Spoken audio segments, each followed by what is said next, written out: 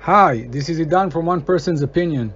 Today I want to show you an instrument that I made over 10 years ago for this orbital sander. It's not a random orbital sander, but it is an orbital sander.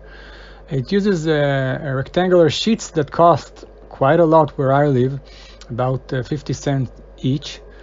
And this roll of paper in the background costs about $3 for 10 meters for 33 feet.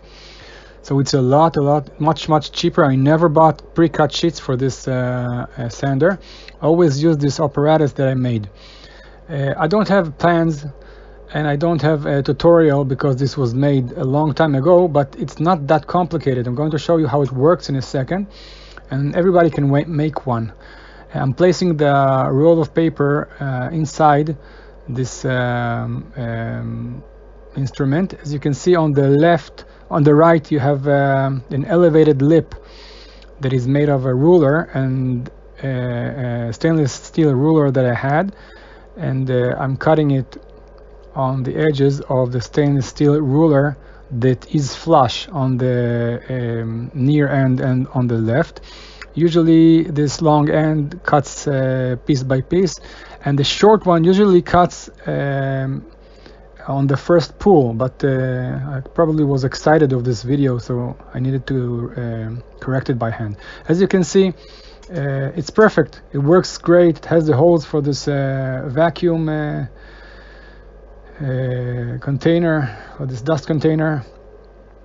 It goes under this underneath this spring, and you have a lever. I'm sorry that it's a bit blurry. I need to learn how to use this camera. I'm just starting, so this is a training for me. Sorry about that. So as you can see, the other end goes on the other side, and then you use the lever and it holds. It works great. Never had a problem with it, and it's much cheaper. I'm going to show this instrument in a second.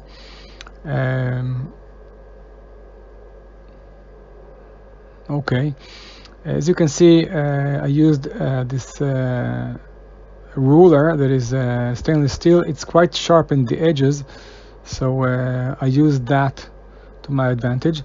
On the right there's this elevated lip, on the left a flush one, and on the side another flush one.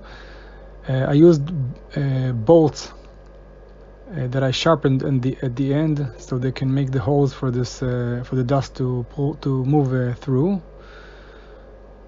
And it's very important to make a lot of slack for the screws on the corners and for the bolts also, so they can pass through easily. And use a spring in the middle, and it works. The bolts I just shoved and screwed them inside the wood, and they don't move. It works great. So I hope this video is useful, and please comment on the comments below if you found it useful. If you liked it, please like, and please subscribe. In a second I'm going to show you on the left another video that I made, and also a link for my channel. Thank you very much for watching. I hope you have a beautiful day.